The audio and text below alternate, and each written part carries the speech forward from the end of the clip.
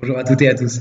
Alors, j'ai lu un très beau texte de Rabbi Nachman de Bressia ce Shabbat dans l'Écouter Moharan. Il dit, et je voudrais le partager avec vous parce qu'il est vraiment très beau. Il dit que quand quelqu'un il se met à écouter dans sa vie, eh ben, sa parole se libère. Qu'est-ce que ça veut dire quelqu'un se met à écouter dans sa vie et qu'est-ce que ça veut dire que sa parole se libère? S'il se met à écouter, il ne se met pas à parler. Alors, il faut comprendre ce que ça veut dire. Et puis, qui c'est qui n'écoute pas dans sa vie? Tout le monde entend plein de choses. Alors, bien sûr, écouter, ça veut dire que ce que j'entends a un impact sur ma personnalité, sur ma personne, sur mon cœur. Et en fait, il y a une idée dans l'existence qui s'appelle écouter sa vie. C'est quoi écouter sa vie?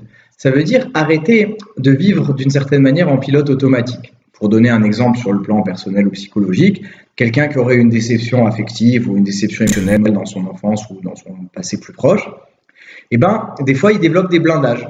Voilà, il se défend personnellement, alors il n'a pas envie de se réexposer à une nouvelle déception.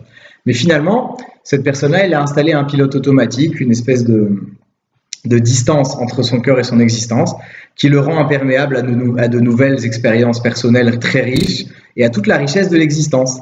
Et alors que finalement, ce qu'on appelle écouter sa vie, ça va être de mettre son cœur on va dire, de vivre sa vie avec la mémoire vive, avec le cœur, réfléchir un petit peu à ce qui m'arrive.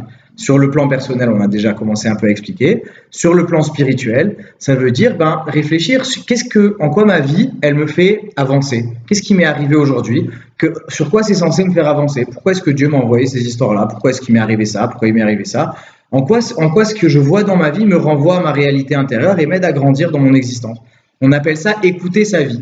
Et quand quelqu'un il met en place cette démarche-là, ça prend un peu de temps, il faut le faire, et la parole va se libérer. Pourquoi la parole se libérerait-elle parce que j'écoute? Parce que quand quelqu'un il va s'impliquer dans son existence, son cœur va rejaillir. Et quand il va mettre son cœur dans sa vie, toute sa personnalité, toute sa spécificité va réussir à se réexprimer. Et Bezrat Hashem, il va pouvoir parler parce que j'ai écouté mon existence, j'ai écouté les messages qu'on m'envoie, que ma vie m'envoie, que mon créateur m'envoie. Et donc du coup, puisque j'ai une intériorité très riche, mon intériorité, je vais pouvoir enfin l'exprimer, exprimer ma spécificité, exprimer ce que j'ai à l'intérieur, exprimer ce que j'ai dans le cœur, Bezrat Hashem. Pourquoi? Parce que j'ai commencé la démarche de m'impliquer dans mon existence et de ne pas vivre en pilote automatique. Que Dieu vous bénisse.